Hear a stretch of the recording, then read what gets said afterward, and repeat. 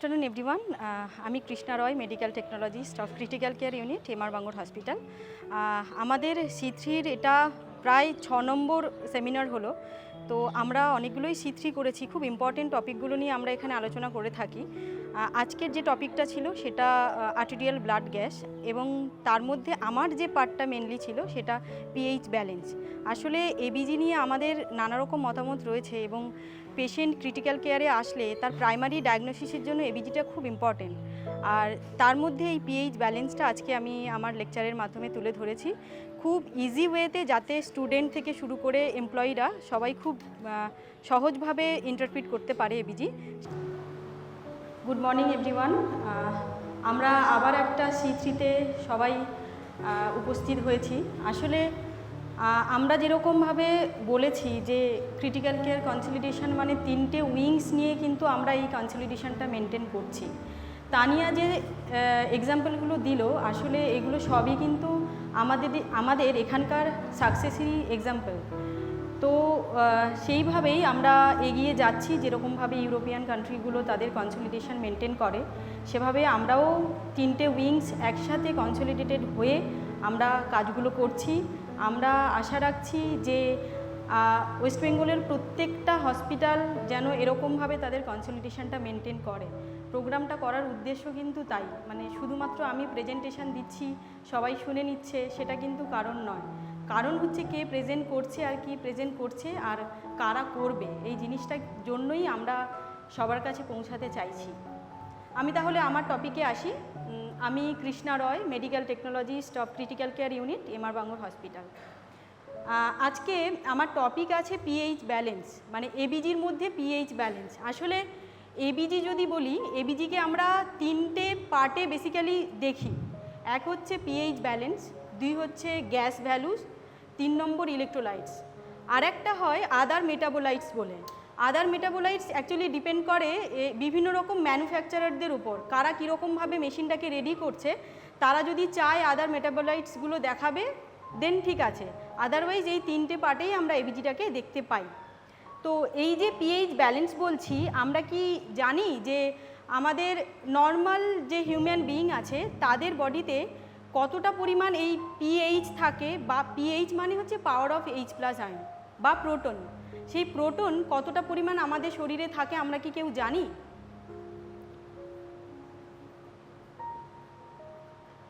আমরা কোনো উত্তর পাবো না। তার কারণ আমরা যে নর্মাল টেস্টগুলো করে থাকি, যেরকমভাবে সোডিয়াম, পটাশিয়াম, আরও যেগুলো থাকে ক্যালসিয়াম, ম্যাগনেসিয়াম, সমস্ত কিছু আমরা তো রেগুলারলি টেস্ট পাঠাচ্ছি, এবং ল্যাব ভ্যালুসগুলো অলমোস্ট আমাদের মুখস্থ থাকে।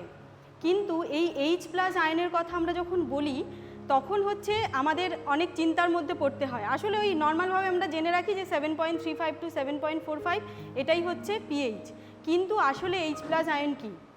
H+ আয়ন আমাদের নর্মাল মানুষের কতটা পরিমাণ থাকে আমরা একটু ক্যালকুলেশনে যাব, একটু ছোটোবেলার অঙ্কে যাব, ঠিক আছে?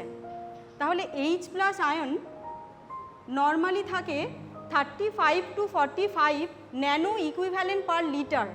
বুঝতে পেরেছেন? ন্যানো ইকুইভ্যালেন্ট বলছি কিন্তু। তাহলে আমরা 35 to 45-এর মধ্যে আমরা মিড ভ্যালুটা নিচ্ছি, সেটা হচ্ছে 40 ন্যানো ইকুইভ্যালেন্ট পার লিটার।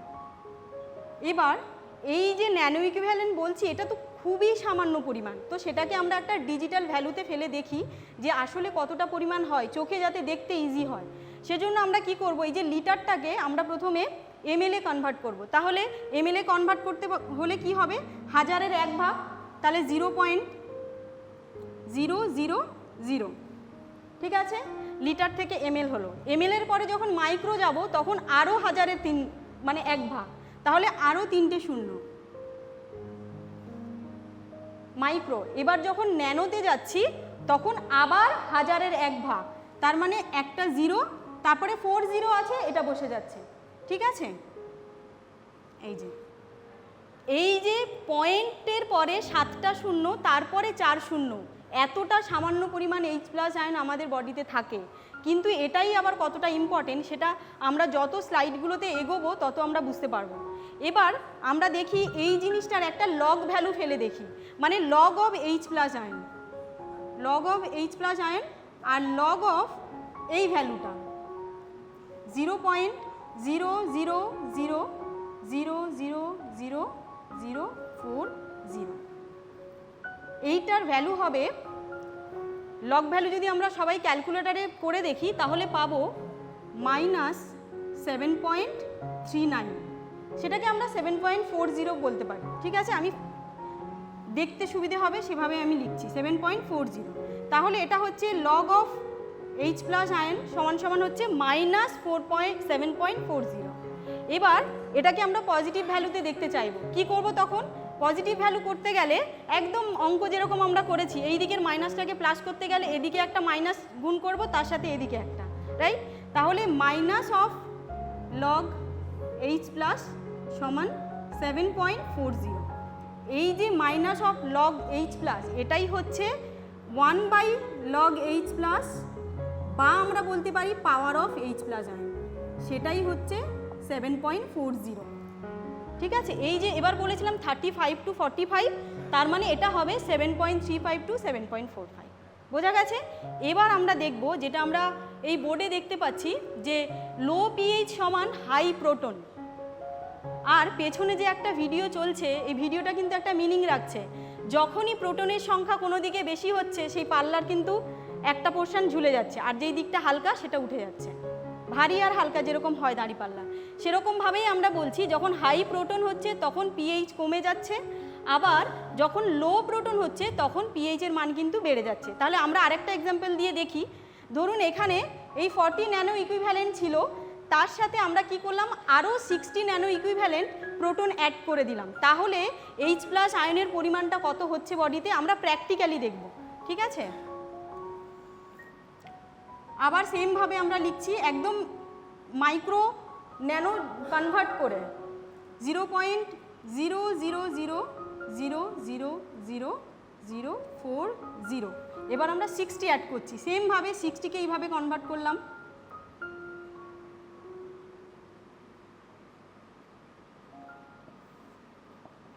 কত দাঁড়াচ্ছে? 0, 6, 4, 10, 0, 1, 1, 2, 3, 4, 5, 6। দেখুন এখানে ছিল 7টা শূন্য, এখানে কমে গেল 6টা শূন্য হলো। আমরা কি করব, এই যে ভ্যালুটা বেরোলো এটার লগ ভ্যালুতে ফেলবো। একদম সবাই ক্যালকুলেটারে ফেলতেও পারেন। এটার যখন আমরা লগ ভ্যালুতে ফেলবো তখন গিয়ে দাঁড়াবে প্রায় 6.9, বা আমরা এটাকে 7 বলে ধরতে পারি, 7.0। তার মানে যত আমরা H প্লাস আয়ন বাড়াচ্ছি পিএইচের মান কিন্তু কমে যাচ্ছে। বোঝা গেল? প্র্যাকটিক্যালি করলাম। এবার আমরা দেখব H প্লাস আয়ন এই 40 ন্যানো ইকুইভ্যালেন্ট থেকে আমরা কিছুটা কমিয়ে নেব। কমিয়ে নিলে কীরকম হবে? আবার করছি 0. একটু হয়তো বোরিং লাগবে, কিন্তু হিসেবগুলো তো আমরা করি না। হ্যাঁ হ্যাঁ হ্যাঁ,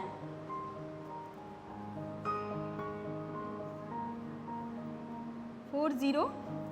এবার আমরা এখান থেকে 20 ন্যানো ইকুইভ্যালেন্ট সরিয়ে নিচ্ছি, তাহলে H প্লাস আয়নের পরিমাণ কতটা হবে আমরা দেখব।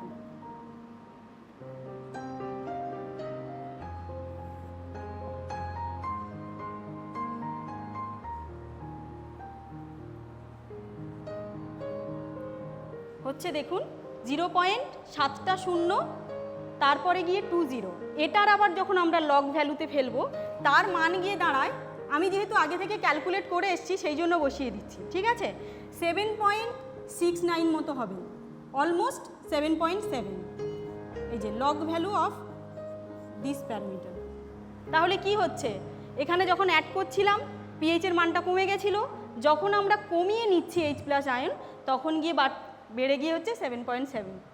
বোঝা গেছে? তাহলে অ্যাসিডোসিস আর অ্যালকালোসিস কিভাবে হয় আমরা তাহলে বুঝতে পারলাম প্র্যাকটিক্যালি। এবার আমরা দেখব এই যে লো পিএইচ হাই প্রোটন, এটা অ্যাকচুয়ালি বডির একটা ফর্মুলার ওপর সবসময় ডিপেন্ড করে। সেটা কি ফর্মুলা? কার্বন ডাইঅক্সাইড প্লাস জল, একদম আমাদের যেটা মেটাবলিজমের এন্ড রেজাল্ট। সেটা দিয়ে দেখুন কার্বনিক অ্যানহাইড্রেজ বলে একটা এনজাইম সবসময় আমাদের বডিতে তো ঘুরতেই থাকে, এটা খুবই উইক অ্যাসিড। তো সেখান থেকে যেটা কনভার্ট হচ্ছে সেটা হচ্ছে কার্বনিক অ্যাসিড H2CO3। সেখান থেকে আবার ইকুইলিব্রিয়াম দিয়ে আছে H plus plus HCO3 minus. তার মানে যত পরিমাণ কার্বন ডাই অক্সাইড আর জল তৈরি হবে তত পরিমাণ কিন্তু প্রোটন তৈরি হবে শরীরে। তার মানে আমরা শুধু রেসপিরেশন চালিয়ে নিলেই তো H+ আয়ন কন্ট্রোলে থেকে যাবে, তা তো আমরা বলতে পারি, কিন্তু আসলে তা হয় না। এই H+ আয়ন বডির কিন্তু অন্যান্য সোর্স থেকেও কিন্তু আসে। যেরকমভাবে ধরুন ফ্রি ফ্যাটি অ্যাসিড থেকে একটা পিস চলে আসলো H+ আয়নের, কারোর হয়তো ডায়াবেটিক কিটোঅ্যাসিডোসিস হয়েছে, সেখানকার কজটা কিন্তু রেসপিরেটরি সোর্স হচ্ছে না, তার কজটা কিন্তু অন্যান্য সোর্স। তো সেই জন্য H+ আয়ন যখন অন্যান্য সোর্স থেকে হবে মানে অ্যাড হবে, তখন কি হবে, এই H+ আয়নের ফর্মুলাটা জাস্ট এইদিকে ঘুরে যাবে। যখন এদিকে ঘুরছে আবার সেমভাবে কার্বনিক অ্যাসিড, সেখান থেকে কার্বন ডাই অক্সাইড আর জল, আর সেই carbon dioxide through respiration wash out হয়ে যাবে বডি থেকে। মানে ফর্মুলা এদিকে যখন কার্বন ডাই অক্সাইড বাড়ছে তখন H+ আয়ন বাড়লো, আবার যখন ওদিকে H+ আয়ন বাড়ছে সেই H+ আয়নটা আবার এদিকে কনভার্ট হয়ে গিয়ে কার্বন ডাই অক্সাইড করে রেসপিরেটরি ট্র্যাক্ট থেকে বের করে দিচ্ছে। এটা হচ্ছে আমাদের বডি সবসময় এই জিনিসটাকে চালাতে থাকে, ওই জন্য আমরা নর্মাল থাকি। যখনই কোনো একটা প্রবলেম হয়, হয়তো কার্বন ডাই অক্সাইড প্রচুর পরিমাণ জমে গেছে, রেসপিরেটরি ট্র্যাক্ট থেকে বেরোতে পারছে না, তাহলে কি হবে, accumulation of H+ ion will be increased, তাই না? তো সেই জিনিসটাই কিন্তু হয়। এবার আমরা দেখব যে লো পিএইচ সমান কি হচ্ছে, অ্যাসিডোসিস। আমরা তো আগেই বলেছি H+ আয়ন বডিতে প্রচুর বাড়ছে, সেই জন্য অ্যাসিডোসিস হচ্ছে। এই অ্যাসিডোসিস দুটো টাইপের হয়, এক হচ্ছে রেসপিরেটরি আর মেটাবলিক। আর হাই পিএইচে সেম, এটাকে আমরা বলবো অ্যালকালোসিস, সেটাও রেসপিরেটরি এবং মেটাবলিক দুটো ওয়েতে হয়। এবার আমরা দেখব যে কিভাবে জিনিসটা হয়। মানে আমরা মোটামুটি যেদিন থেকে এই কোর্সে ঢুকেছি ক্রিটিক্যাল কেয়ারের পার্টটাতে, তো সেদিন থেকে এবিজি নিয়ে আমরা প্রচুর পড়াশুনো করেছি, মানে আমি তো করেছি, এবং সেখান থেকে আমি একটা জিনিস দেখেছি যে যত পড়েছি তত আরও গুলিয়েছে, এবং যত সবার থেকে জেনেছি আরও বেশি গুলিয়ে গেছে। তো আলটিমেটলি আমরা একটা স্ট্রিম লাইনে এসছি, খুব ইজি ওয়েতে এবিজিকে কিভাবে আমরা ইন্টারপ্রিট করতে পারবো। আমরা প্রথমেই বলি যে এই যে গ্রাফটা আমরা দেখতে পাচ্ছি, একটা এক্স অ্যাক্সিস আর একটা ওয়াই অ্যাক্সিস, ঠিক আছে? এই যে গ্রাফটা, এটা আমরা Harrison text book of internal medicine থেকে কালেক্ট করেছি, মানে নিজেদের বানানো নয়। তো সেখান থেকে ওরা কি করেছে, একটা ট্রান্সভার্স বাহু আর একটা হরাইজন্টাল, তো সেখানে রেখেছে দেখুন, যেটা লম্বালম্বি রয়েছে সেটাতে রেখেছে বাইকার্বনেট, আর যেটা ট্রান্সভার্স বাহুতে রয়েছে সেটাতে রেখেছে পিএইচ, ঠিক আছে? এবার পিএইচের নর্মাল রেঞ্জ আমরা কি জানি, 7.35 টু 7.45। এবার আমরা কি করেছি, এই যে পিএইচ আর বাইকার্বনেট দুজনকে যে জায়গাতে ক্রস করছে, এই পয়েন্টটাকে আমরা বলছি ফিজিওলজিক্যাল পয়েন্ট। এই ফিজিওলজিক্যাল পয়েন্টে পিএইচের মান হচ্ছে 7.42 আর বাইকার্বনেটের মান হচ্ছে 24, ঠিক আছে? তার মানে পিএইচ 7.42 থেকে যত বাড়বে তাহলে পয়েন্টটা কোন দিকে যাচ্ছে, এই দিকটাই এগোবে, ডান দিকে। আবার 7.42 থেকে যত এদিকটায় আসবে বাঁ দিকে, মানে কমবে, তত কিন্তু ঘরটা আমার বাঁ দিকে আসবে, রাইট? আবার বাইকার্বনেটেরও সেম, যখন 24 থেকে বাড়ছে তখন ওপরে, আর 24 থেকে যখন কমছে তখন নিচে। তাহলে আমরা এবার একটু এক্সাম্পল দিয়ে দেখি। আর চারটে যে কোয়াড্রেন্ট হয়েছে, চারটের নাম আমরা দিয়েছি respiratory acidosis, metabolic alkalosis, metabolic acidosis, respiratory alkalosis. এবার আমরা দেখব যে একটা পেশেন্টের পিএইচ আছে 7.47 আর বাইকার্বনেট আছে 28। তাহলে কি হচ্ছে, তার প্রাইমারি যে প্রবলেমটা হচ্ছে সেটা আমরা কিভাবে বুঝবো। দেখুন পিএইচ 7.47 মানে 42 আছে মিড পয়েন্ট, তার থেকে পজিটিভ ওই দিকটায়, আর বাইকার্বনেট আছে 28, তার মানে ওপরের দিকে। তাহলে ওভারঅল ভেক্টরটা কোন ঘরে পড়ছে, মেটাবলিক অ্যালকালোসিস। এবার ভেবে দেখুন মেটাবলিক অ্যালকালোসিসে কি হয়, বাইকার্বনেট বাড়ে আর পিএইচ কিন্তু সেখানেও বেশিই থাকে, তাই না? একদম প্রাইমারি। এরপরে তো অ্যাসোসিয়েটেড অনেক কিছু থাকে, অনেকে বলবে কার্বন ডাইঅক্সাইড নিয়ে কেন কিছু বলছি না, কার্বন ডাইঅক্সাইড পরে আসবে, ঠিক আছে, সেটা আমরা বলছি। এরপরে আরও একটা এক্সাম্পল দিই, একজনের পিএইচ আছে 7.31 আর বাইকার্বনের আছে 18। তাহলে কি হলো, এটা বাইকার্বনের 18 মানে 24 থেকে নিচের দিকে এই সাইডটায়, আর পিএইচ আছে 7.31 মানে 7.42 থেকে বাঁ দিকে। ওভারঅল ভেক্টর পড়ছে মেটাবলিক অ্যাসিডোসিস, ঠিক আছে? এটাই হচ্ছে আসল এবিজি ইন্টারপ্রিটেশন, একদম প্রাইমারি। তারপরে আমরা দেখব এই যে অ্যাসিডোসিস নিয়ে বললাম, অ্যাসিডোসিস আবার কি কি টাইপের হয়। আচ্ছা, তার আগে বলি, এই যে ভিডিওটা চলছে মনে হচ্ছে যে কীরকম একটা জোকিং ব্যাপার লাগছে না, যে একটা নেকড়ে রয়েছে সেই ভিডিওটা কেন দিলাম। প্রত্যেকটা ভিডিও কিন্তু ইম্পর্টেন্স রাখে, তার কারণ হচ্ছে নেকড়ে কিন্তু অলওয়েজ আমাদের তো খাওয়ার চেষ্টা করে, এবার তাকে যদি আমরা টেম না করি তাহলে কিন্তু সে যদি অ্যাসিডোসিস হয়, যেরকম আমি এক্সাম্পল বলছি, যদি তাকে টেম না করি সে কিন্তু আমাকে কামড়ে খেয়ে নেবে। ওই জন্য অ্যাসিডোসিস হলে তাকে যদি প্রপার ট্রিটমেন্ট আমরা না করতে পারি এবং ইমিডিয়েট ট্রিটমেন্ট না করি তাহলে কিন্তু পেশেন্টটা মারা যাবে। ঠিক আছে, সেজন্যই আমাদের এই ভিডিওটা দেয়া। এবার আমরা দেখব যে অ্যাসিডোসিসের মধ্যে প্রথম বলেছিলাম রেসপিরেটরি আর মেটাবলিক। রেসপিরেটরি অ্যাসিডোসিস আবার 2 টাইপসের হয়, একটা হচ্ছে অ্যাকিউট রেসপিরেটরি অ্যাসিডোসিস আর একটা হচ্ছে ক্রনিক রেসপিরেটরি অ্যাসিডোসিস। আর একটা ভ্যারাইটি আছে যেটা আমি এখানে লিখিনি, সেটা হচ্ছে acute on chronic respiratory acidosis, এই সিওপিডি বলে আমরা ম্যাক্সিমাম পেশেন্টদের পাই। সেটা হচ্ছে আসলে এই দুটোর সাব ভ্যারাইটি, মানে অ্যাকিউটের সাথেও থাকবে আবার ক্রনিকের সাথে থাকে, ওই জন্য আলাদা করে দিইনি, পরে বলেছি। আর মেটাবলিক একটাই। ওকে, এবার আমরা দেখব রেসপিরেটরি অ্যাসিডোসিস হলে কিভাবে রেসপিরেটরি অ্যাসিডোসিস হতে পারে। আমরা এটাতে বলছি যে অলওয়েজ ডিউ টু হাইপোভেন্টিলেশন। আমরা যদি ওই ফর্মুলাটা মনে করি CO2 আর H2O থেকে, দেখুন কার্বন ডাইঅক্সাইডের অ্যাকুমুলেশন যত হবে H+ আয়ন কিন্তু তত বাড়ছে, আর যত H+ আয়ন বাড়বে তাকে নিউট্রিলাইজ করবে কিন্তু আমাদের যে ফিজিওলজিক্যাল বাফার আছে সেটা হচ্ছে বাইকার্বনেট হচ্ছে তাকে নিউট্রিলাইজ করবে, রাইট। এবার আমরা দেখব যে এই যে হাইপোভেন্টিলেশনটা হচ্ছে সেটা 3টে টাইপের, acute, chronic, acute on chronic, যেটা আগেই বলেছি। এবার দেখব যে অ্যাকিউট অনসেট যদি হয় সেক্ষেত্রে কিন্তু পিএইচ অলওয়েজ কি থাকবে, আনকম্পেনসেটেড। তার কারণ আমরা যদি হঠাৎ করে এখন বলি যে এভারেস্টে উঠবো, তাহলে কি আমি একদমে কি মানে একদমে বলবো না, মানে টানা কি উঠে যেতে পারবো না, তার মানে আমাকে কিছুটা এগিয়ে গিয়ে আমাকে ওই অ্যাটমসফিয়ারের সাথে ধাতস্থ হতে হবে, তাই না? সেটাই হচ্ছে অ্যাকিউট অনসেট। অ্যাকিউট অনসেট যখন হয় বডি সাফিসিয়েন্ট টাইম পায় না ওইটাকে কম্পেনসেট করার মতো, ওই জন্য পিএইচটা কি হয়, আনকম্পেনসেটেড থাকে। আর ক্রনিকের ক্ষেত্রে কি হয়, যেহেতু একটা টাইম টেকিং ব্যাপার, সেই জন্য বডি এটার সাথে ইউজ টু হয়ে যায় এবং সে সেটাকে কম্পেনসেট করে দেয়, তার মানে পিএইচটা উইদিন রেঞ্জ থাকবে। আর প্রত্যেকটা ক্ষেত্রেই কিন্তু PCO2 বেশিই থাকবে। এবার আমরা দেখব যে এই PCO2টা যে বাড়ছে সেটা কোন রেশিওতে বাড়বে, মানে কার্বন ডাইঅক্সাইড বাড়ারও তো একটা লিমিট আছে, সে তো একদম হঠাৎ করে কারোর 100 কারোর 200 এরমভাবে বেড়ে যেতে পারে না। তাহলে যখন অ্যাকিউট রেসপিরেটরি অ্যাসিডোসিস হচ্ছে তখন আমরা দেখব যে কার্বন ডাইঅক্সাইডের ইনক্রিমেন্টের সাথে সাথে বাইকার্বনেটের ইনক্রিমেন্ট কি হবে, 10:1 রেশিওতে হবে ইন অ্যাকিউট কন্ডিশন। ঠিক আছে, কীরকমভাবে এক্সাম্পল দিয়ে বলি তাহলে ইজি হবে ব্যাপারটা।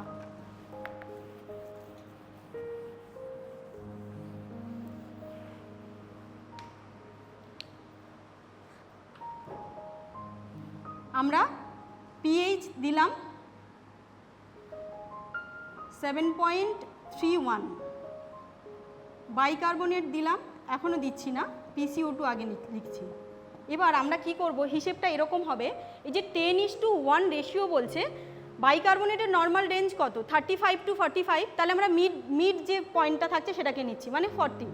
এবার 40 থেকে যত বাইকার্বনেটের, সরি আমি বলছি PCO2 35 to 45, তাহলে মিড ভ্যালু হচ্ছে 40। তাহলে 40 থেকে যত 10 করে বাড়বে, লাইক 50, 60, তার মানে 2 ইউনিট ইনক্রিমেন্ট হলো। এই 2 ইউনিটের জন্য বাইকার্বের মিড ভ্যালু কত, 24। তাহলে 24-এর সাথে 2 ইউনিট বাড়ার জন্য 2 যোগ হবে, 2, তার মানে 26। আর PCO2 আমরা এখানে লিখলাম 60। বোঝা গেছে? তাহলে 40 থেকে এই যত 10 বাড়লো সেই 10 ঘরের জন্য আমরা 1 করে বাইকার্বের ইনক্রিমেন্ট দেখব। এটাই হচ্ছে অ্যাকিউট অনসেট রেসপিরেটরি অ্যাসিডোসিস। বোঝাতে পেরেছি? এবার এই জিনিসটাই যখন ক্রনিক হবে তখন কি হবে, পিএইচ আছে 7.36,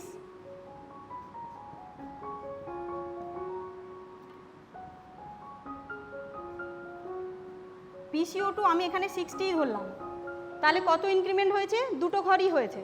তাহলে 2 ঘরের জন্য আমরা 3 করে বাড়া দেখব, প্রত্যেক 10-এর জন্য 3 করে বাইকার্বের ইনক্রিমেন্ট হবে। তাহলে 24-এর সাথে আরও 6 অ্যাড হবে, তার মানে এখানে হবে 30। বোঝাতে পেরেছি? এটাই হচ্ছে ক্রনিক রেসপিরেটরি অ্যাসিডোসিস।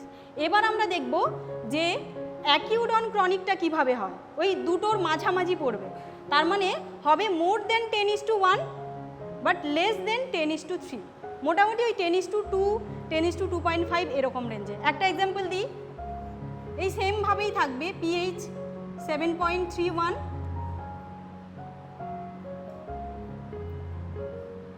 PCO2 ধরুন 60 আছে, তাহলে আমরা 2 ঘরের জন্য 28, আমরা 10:2 অলমোস্ট 2.5 এরকম নিতে পারি। ঠিক আছে, আমরা নেব না, মানে এটা বডির ক্যালকুলেশন থেকে এভাবেই হয়। ঠিক আছে, সেটাই আমি বলছি। দেখুন অ্যাকিউট যখন হচ্ছিল 26 হচ্ছিল বাইকার্বনেটের ইনক্রিমেন্ট, যখন ক্রনিক হলো তার ইনক্রিমেন্ট হলো 30, যখন অ্যাকিউট অন ক্রনিক হলো দুটোর জাস্ট মাঝামাঝি হয়েছে। বোঝা গেছে? 1.5 to 2.5 এই রেশিওতে বাড়তে পারে। এটাই হচ্ছে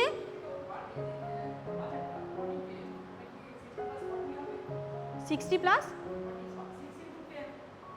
ইন্টু না, দুটো ঘর বেড়েছে তো, 10 করে 2 ঘর টোটাল বেড়েছে, তাহলে 2 ঘরের জন্য আমরা 3 2 6 নেব, মানে 24-এর সাথে 6 যখন করছি 30। বোঝা গেছে?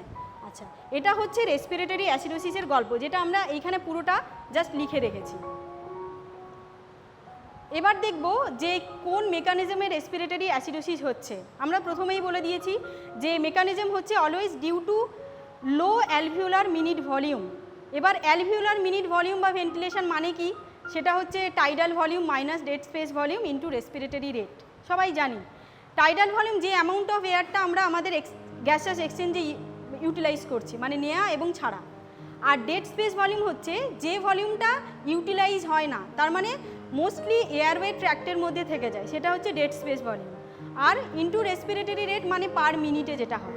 এবার কি কি প্যাথোলজি হতে পারে যার জন্য এই অ্যালভিওলার মিনিট ভেন্টিলেশনটা কমে যায়? এক হতে পারে ওভারঅল টাইডাল ভলিউম কমে গেল, তাহলে টাইডাল ভলিউম যদি কমে যায় অ্যালভিওলার মিনিট ভেন্টিলেশন গিয়ে দাঁড়াবে কমে যাবে। তো এখানে যে দুটো প্যারামিটার নিয়ে আছে তার মধ্যে কোনো একটা কমিয়ে দিলাম, তাহলে ওভারঅল মানটা কি হচ্ছে? কমে যাচ্ছে। আবার আমরা দেখলাম যে ওই ডেড স্পেস ভলিউম যেটা আছে, যেটা হচ্ছে নেগেটিভ ফ্যাক্টর, ওই ফ্যাক্টরটা বেড়ে গেছে, তাহলে ওভারঅল টাইডাল ভলিউমের জায়গাটায় মানটা কমছে, into respiratory rate, overall alveolar ventilation কমে গেল। আবার হতে পারে রেসপিরেটরি রেটটাই কমে গেছে, মানে টাইডাল ভলিউম ঠিক আছে, ডেড স্পেস ভলিউম ঠিক আছে, কিন্তু রেসপিরেটরি রেট কমে গেছে, সেক্ষেত্রেও কিন্তু অ্যালভিওলার মিনিট ভেন্টিলেশন কমে যেতে পারে।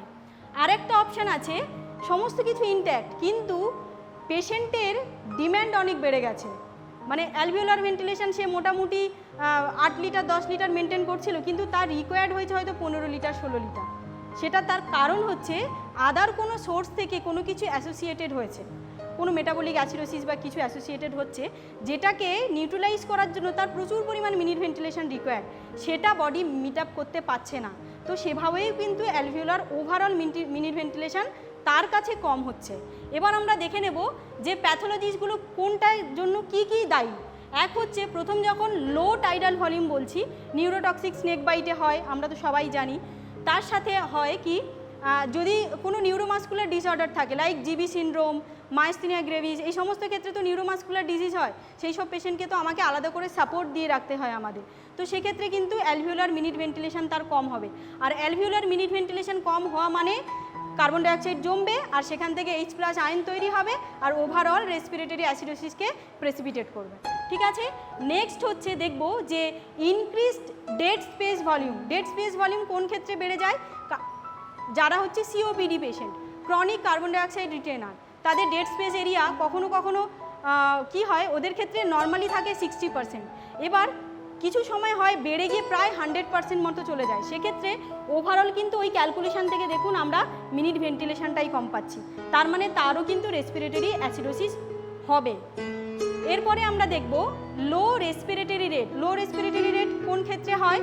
যদি আমাদের কোনো হেমারেজ হয় ব্রেনের, মানে যে আমাদের রেসপিরেটরি সেন্টার আছে সেই রেসপিরেটরি সেন্টারের সাপ্রেশন, লাইক কোনো হেমারেজ হয়েছে, ব্রেন স্টেম হার্নিয়েশন হয়েছে, এই প্রত্যেকটা ক্ষেত্রে কি হয়, সেন্ট্রালি হাইপোভেন্টিলেশন চলে, যার জন্য আমরা ওভারঅল মিনিট ভেন্টিলেশনটাকে অ্যাচিভ করতে পারি না।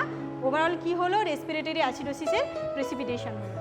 নেক্সট আমরা যেটা বললাম ওই একদম প্রথমে বলেছিলাম যে বডির ডিমান্ড বিশাল, কিন্তু সেটাকে মিট আপ করতে পারছি না এই মিনিট ভেন্টিলেশন দিয়ে, লাইক মেটাবলিক অ্যাসিডোসিস আর পালমোনারি ইডিমা। এই প্রত্যেকটা ক্ষেত্রে পেশেন্টের প্রচণ্ড পরিমাণ অ্যালভিওলার মিনিট ভেন্টিলেশনের ডিমান্ড হয়।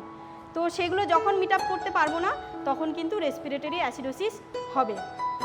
এবার আমরা দেখব মেটাবলিক অ্যাসিডোসিস। রেসপিরেশনের পার্টটা আপাতত কমপ্লিট, অ্যালকালোসিস যখন বলবো তখন আবার রেসপিরেশনের কজটাই যাব। মেটাবলিক অ্যাসিডোসিস কিভাবে হয়, আমরা এখানে প্রথম পয়েন্টেই বলেছি always due to insufficient biological buffer. কোনটা সেটা বায়োলজিক্যাল বাফার কোনটা সেটা হচ্ছে বাইকার কোনোভাবে ইনসাফিসিয়েন্ট যখন আমাদের বডিতে হয় তাহলে কি কি কারণে হতে পারে, due to loss of bicarbonate storage. যে বাইকার্বনেটের স্টোরেজ আছে সেটা হয়তো কোনোভাবে লস হতেই পারে। আমাদের প্যানক্রিয়াটিক ফিস্চুলা, নানা রকম ড্রেনেজ করা থাকে ডিওডোনামের নিচের দিকটাতে, তো সেই জায়গাতে তো মেন এরিয়া হচ্ছে বেসিক এরিয়া, তো ওই জায়গা থেকে যদি কোনো ড্রেন করা থাকে বডির ওভারঅল যে বাইলটা বেরোচ্ছে তার মধ্যে বাইকার্বনেটের কন্টেন্টটা অনেক বেশি, তো তাহলে ওভারঅল কি হলো, বাইকার্বের স্টোরেজ কমে গেল। এবার যে H+ রয়েছে সেই H+টাকে নিউট্রিলাইজ করার মতো বাফারই কমে যাচ্ছে শরীর থেকে, তাহলে ওভারঅল কি হবে, মেটাবলিক অ্যাসিডোসিস হবে। আবার আমরা দেখব যে বাইকার্বের স্টোরেজ প্রিজার্ভ আছে কিন্তু ইউটিলাইজেশন অফ বাইকার্বনেট প্রচুর বেড়ে গেছে, মানে ওই যে ডায়াবেটিক কিটো অ্যাসিডোসিস, সেখানে কি হয় H+ আয়ন তো প্রচুর পরিমাণ আসবে এবং ওই H+ আয়নটাকে নিউট্রিলাইজ করতে গিয়ে এই স্টোরেজ থেকে ইউজ হয়ে যাচ্ছে, তাহলে দু রকম ওয়েতে হলো। হ্যাঁ, এবার আমরা দেখব যে এই যে বাইকার্বনেটের স্টোরেজটা লস হচ্ছে বা স্টোরেজ থেকে ইউজ হচ্ছে সেটার উপর ডিপেন্ড করে আমরা অ্যানায়ন গ্যাপের ক্যালকুলেশন করব। অ্যানায়ন গ্যাপ মানে আমাদের শরীরের মধ্যে সবথেকে পজিটিভ আয়নস কী থাকে, সোডিয়াম, পটাশিয়াম এগুলো থাকে, ক্যালসিয়াম, ম্যাগনেসিয়াম, আর নেগেটিভ আয়নসের মধ্যে ক্লোরাইড, বাইকার্বনেট এগুলো মেনলি থাকে। এবার যখন আমরা অ্যানায়ন গ্যাপের ক্যালকুলেশন করব আমরা কি করব, পজিটিভ আয়নগুলোর যোগফল মাইনাস নেগেটিভ আয়নগুলোর যোগফল। পজিটিভ আয়ন মেনলি কি এক্সট্রা সেলুলারলি আমরা যেগুলো পাই সোডিয়াম, পটাশিয়াম এগুলো পাই, তো সেই দুটো যোগফল করলাম মাইনাস ক্লোরাইড আর বাইকার্বনেট। এই দুটো যোগফল করে যে রেঞ্জটা আসবে সেটা হচ্ছে অলওয়েজ থাকবে 8 to 12, 8 থেকে 12-র মধ্যে। হ্যাঁ, আমরা এখনকার স্টাডি যেটা বলছে যে উইদাউট পটাশিয়াম চেক করার জন্য, কারণ পটাশিয়ামটা তো আরও অন্য জায়গায় ইউটিলাইজেশন হয়, যেরকমভাবে কিডনি থেকে প্রচুর এক্সক্রিটেড হয়ে যাচ্ছে, তো সেই কারণে পটাশিয়ামটাকে বাদ দিয়ে হিসেব করার কথা বলছে। যখন আমরা পটাশিয়াম বাদ দিয়ে হিসেব করব তখন আমরা নর্মালি এই 8 to 12 ধরবো, আর যখন আমরা পটাশিয়াম নিয়ে হিসেব করব তখন আমরা 12 to 16 করব অ্যানায়ন গ্যাপটাকে। বোঝাতে পেরেছি? এবার আমরা দেখব যে প্রত্যেকটা ক্ষেত্রেই যদি দেখি যে এই বলা আছে পয়েন্টে, if bicarbonate storage is lost it will be lost in exchange for chloride, so ultimately the gap will remain the same. যদি দেখা যায় বাইকার্বনেট প্রচুর লস হয়ে যাচ্ছে কিন্তু সে জায়গাতে বাইকার্বের সাথে ক্লোরাইড এক্সচেঞ্জ হয়ে ওই জায়গাটাকে মেনটেন করে রাখে, তাহলে ওভারঅল অ্যানায়ন গ্যাপটা কি থাকবে, প্রিজার্ভ থাকবে, তো নর্মাল থাকবে। আমি বাইকার্বকে কমিয়ে দিচ্ছিলাম, এবার বাইকার্বের জায়গাটা আবার ক্লোরাইড নিয়ে নিল যেইটুকু লস হয়েছে, তাহলে ওভারঅল গ্যাপটা কি থাকবে, মেনটেন থাকবে, তো তাই না? তাহলে এই যে গ্যাপটা হচ্ছে এই গ্যাপটার আমরা একটা নাম দেব যেটার নাম হবে নর্মাল অ্যানায়ন গ্যাপ। আবার কখনো এরকম হবে যে পজিটিভ আয়নসের সংখ্যা অনেক বেড়ে গেছে কিন্তু নেগেটিভ আয়ন ঠিক আছে, সেক্ষেত্রে কি হবে, অ্যানায়ন গ্যাপটা বেশি হয়ে যাবে, সেটাকে আমরা বলবো হাই অ্যানায়ন গ্যাপ। ঠিক আছে, তো সেই জিনিসটা আমরা আবার পরে বলছি। এই যে বলা হয়েছে if bicarbonate is being used more in that case as total storage of bicarbonate is not depleted, chloride is not being exchange leading to increased anion gap.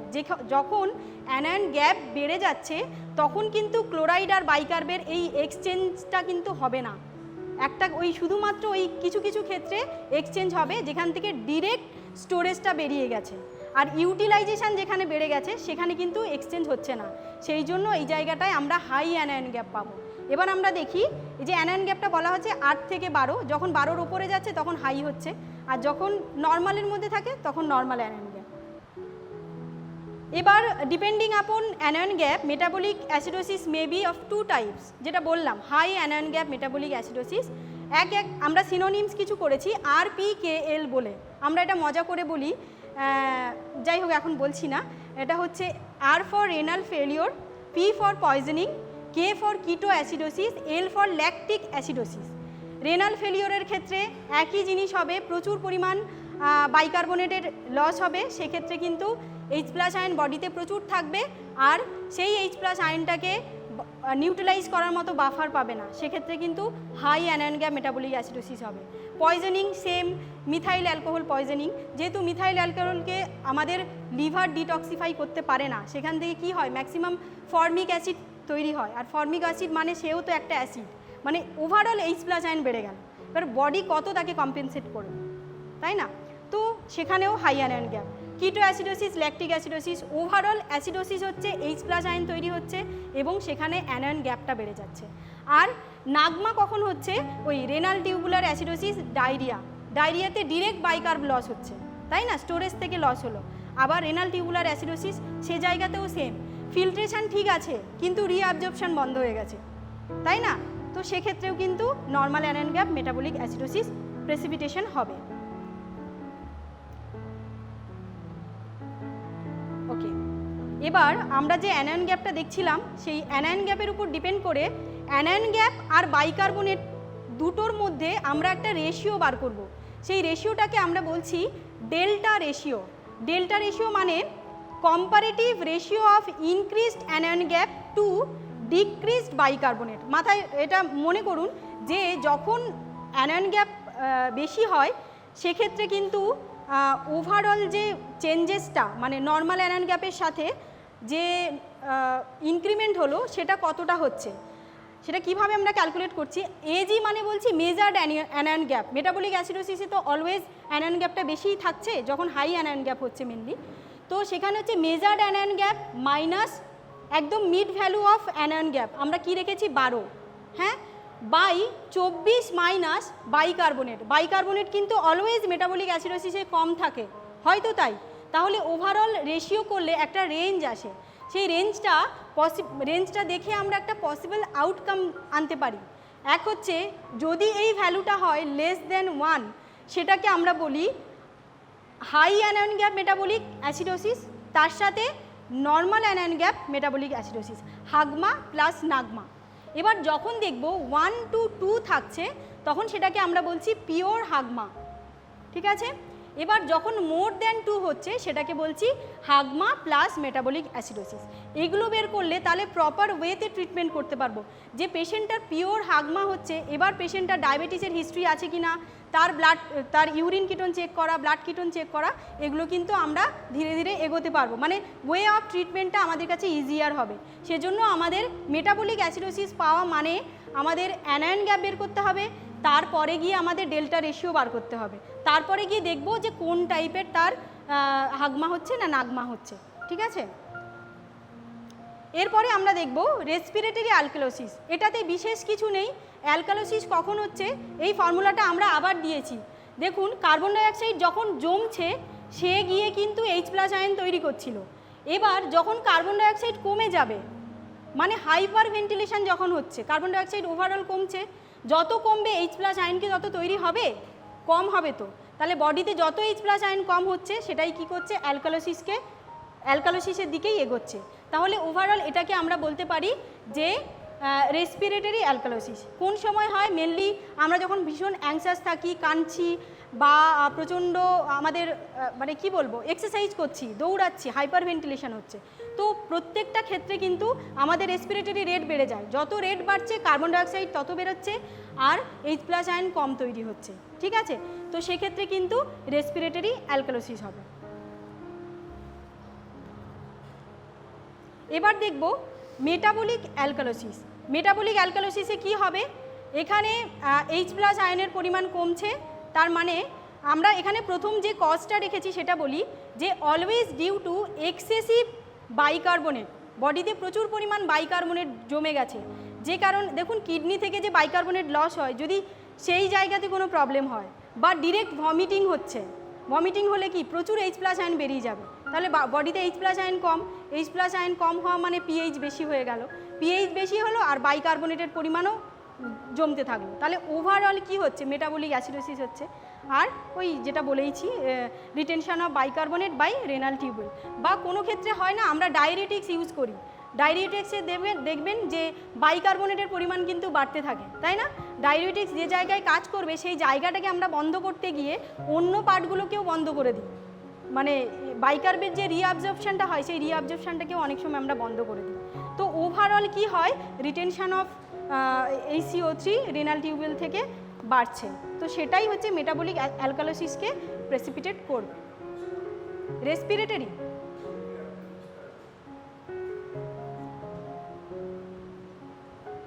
Carbon dioxide আর জল এই দুটো নিয়ে ওভারঅল H+ আর bicarbonate তৈরি হচ্ছিল। যখন carbon dioxide কমে যাচ্ছে, ফর্মুলাটা এগোচ্ছে কিন্তু খুব স্লো, H+ আয়নই তৈরি হচ্ছে খুব কম। এগোবো? এবার আমরা দেখব কম্পেনসেশন। একটা এবিজি দেখলে ওই যে প্রথমে বললাম একটা বেসিক ডায়াগনোসিস হবে, তারপরে আমরা গিয়ে অ্যাডভান্সে এগোচ্ছি, তাই না? এবার আমরা দেখব কম্পেনসেশন। কম্পেনসেশন জিনিসটা আসলে কি? এটা অলওয়েজ কি হচ্ছে, due to change of bicarbonate which is biological buffer. আসলে কি হয়, যখন এই পিএইচটা চেঞ্জ হচ্ছে, সেই পিএইচটাকে নিউট্রালাইজ করতে গেলে বাফারটাকে তো কাজ করতে হচ্ছে।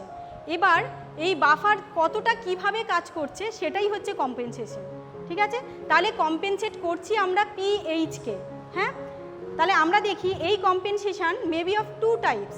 একটা হচ্ছে পার্শিয়াল কম্পেনসেশন, আরেকটা হচ্ছে ফুললি কম্পেনসেশন, আরেকটা হয় নন কম্পেনসেশন বা আনকম্পেনসেশন, যেটাকে এই ভাগের মধ্যে আমরা ফেলিনি। কি হবে যদি ফুললি কম্পেনসেশন হয়, সেক্ষেত্রে কি হবে, পিএইচ সবসময় থাকে উইদিন রেঞ্জ। রেঞ্জ মানে আমরা এখানে বলবো 7.35 টু 7.45 উইদিন রেঞ্জ। আর এই পিএইচটাকে রেঞ্জে আনতে গিয়ে বাইকার্বনেটের যে চেঞ্জ হচ্ছে, মানে সে চেঞ্জ হয়ে গিয়ে বিয়ন্ড রেঞ্জ তাকে যেতেই হবে, সেটাই হচ্ছে ফুললি কম্পেনসেশন। এবার আমরা এক্সাম্পল দিয়ে বলি যে একটা পেশেন্টে যদি ফুললি কোনো কম্পেনসেশন হয় সেটা কিভাবে হতে পারে। ধরুন এই এক্সাম্পলটা দিয়ে আমরা বলছি, পিএইচ আছে 7.36, বাইকার্বনেট আছে 30, জাস্ট এই দুটো জিনিস দিয়েই আমরা দেখব। তাহলে পিএইচটা কি আছে, উইদিন রেঞ্জ আছে 7.35 টু 7.45, তাহলে 7.36 ইট ইজ উইদিন রেঞ্জ। আর বাইকার্বনেট কি আছে 22 থেকে 26 নর্মাল, তার থেকে কিন্তু বাইরে বেরিয়ে গেছে, ঠিক আছে? তাহলে এটাকে আমরা কি করব, প্রাইমারি আমরা এটা দেখে বলেছি এটা ক্রনিক রেসপিরেটরি অ্যাসিডোসিস, তাই তো? Chronic respiratory acidosis. এবার বলবো তার আগে এবার লিখব fully compensated chronic respiratory acidosis. এবার ভেবে দেখুন, যখন ক্রনিক কেসগুলো থাকে সেখানে সেই পেশেন্টগুলোর পিএইচ কি থাকে, অলওয়েজ কিন্তু কম্পেনসেটেড থাকে, তাই না? তো এইভাবেই কিন্তু আমরা লিখব, টোটাল এবিজি ইন্টারপ্রিটেশনের পরে লিখব যে fully compensated chronic respiratory acidosis, fully compensated chronic respiratory acidosis. বোঝাতে পেরেছি? নেক্সট আমরা দেখব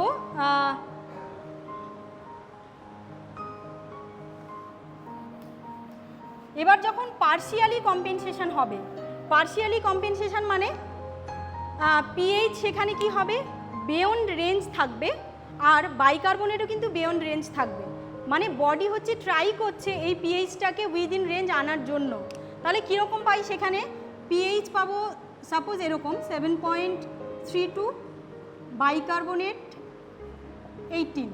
তাহলে প্রাইমারি আমরা কি বলবো এটাকে, মেটাবলিক অ্যাসিডোসিস। ওই ঘরটার মধ্যে ফেললে তাই আসবে, মেটাবলিক অ্যাসিডোসিস। তাহলে প্রাইমারি মেটাবলিক অ্যাসিডোসিস। কিন্তু এই যে পিএইচ, এটা কি রেঞ্জের মধ্যে এসছে? আসেনি। আর বাইকার্বনেটও কিন্তু উইদাউট রেঞ্জ, বিয়ন্ড রেঞ্জ। এখানে আমরা বলেছি পার্শিয়াল কম্পেনসেশনে সেটাই হবে, দেখো। তাহলে ওভারঅল পার্শিয়ালি কম্পেনসেটেড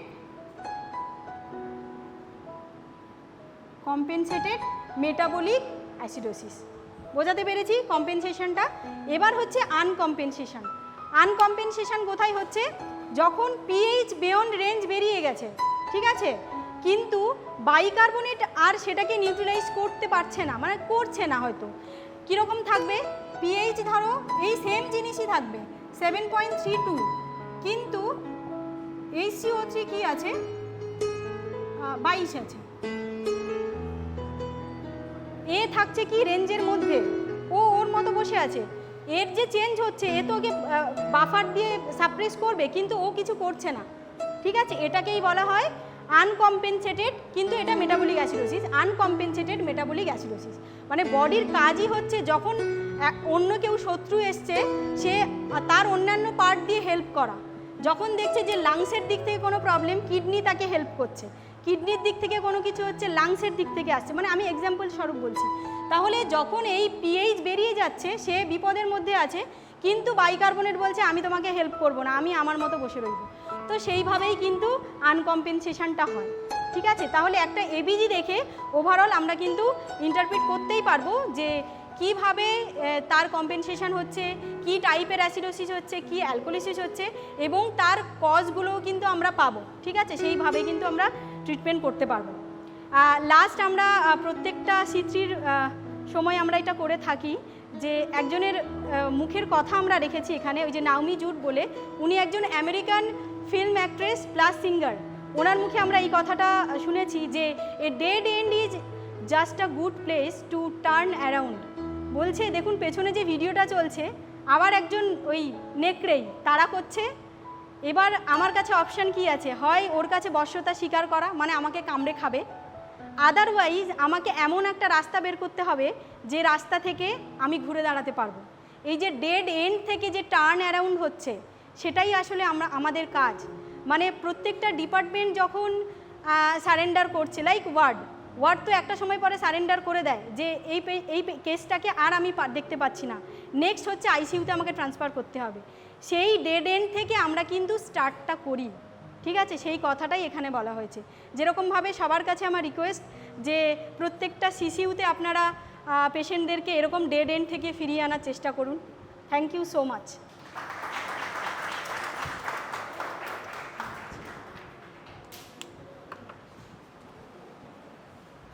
এটা দেবো।